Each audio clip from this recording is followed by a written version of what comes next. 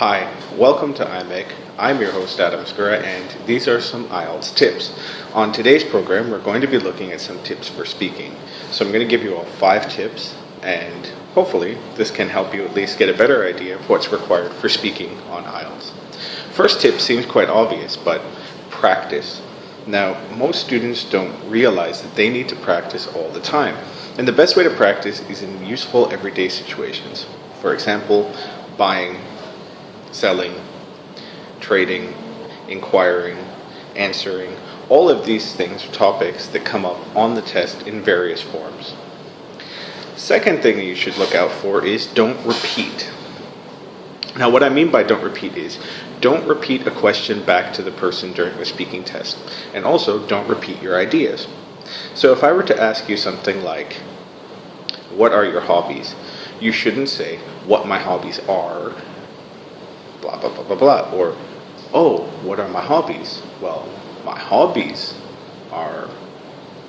Okay, if you do this, the person is going to think that you have nothing to say.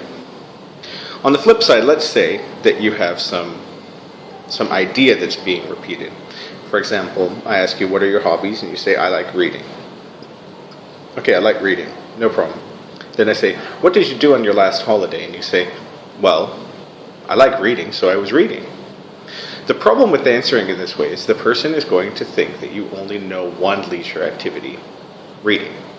So you should really try to vary your answers. Okay, tip 3, don't look dumb. Okay, maybe you think I'm insulting you, but I'm actually not. What I mean is, don't go into any of these test sections without some general knowledge, some background information in the world. Okay, the reason for this is your questions could be the environment, politics, economics, sports, shall we say social issues, the environment, population, history. There could be anything. So you should, go out, read the newspaper, read some magazines, have something to say.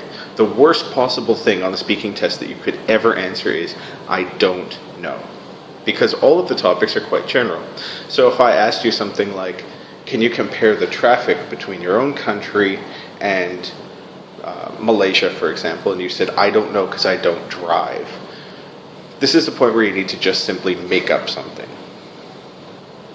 Okay, 4th tip for you all. Number 4, structure. Okay, structure. I can't possibly stress this enough, especially on task 2. For task 2, you were given a piece of paper and a question, and you're asked to prepare a 2-minute speech. What you should be doing is jot down notes during the preparation time, and you should not be writing an essay. You should be writing notes that give you the structure. So, if you want to talk about A, B, C, D, you just write down on this piece of paper A, some note about it, B, some note, so on and so forth. When you're speaking, you can look down.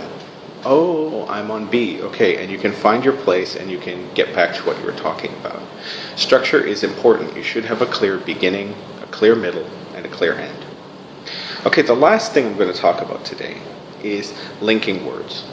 Don't overuse your linking words. Your linking words should be there to showcase that you understand the concept, that you can link ideas and you can make complex or complicated sentences. If you start throwing in linking words everywhere, it gets kind of confusing, and the people who are marking or grading your speaking are just going to say, this person just keeps throwing out linking words because they want to show they know it, but they don't actually understand how to use it. So imagine you had a sentence where you're using 4 or 5 linking phrases or ideas there. Some of those have to be pointless. So think about that when you're doing it. Variety is the spice of life. Don't overuse the linking words. Don't use the same one every single time. And don't use so many in one sentence. Alright, that's all the time we've got for today. Tune in next time and I'll bring you some more tips. For more information about IMEC, see our website, which should be hovering above my head right now. Also, if you're interested in taking an IELTS preparation course, do contact us if you're in Malaysia. We are running all year round. Thanks very much, everybody.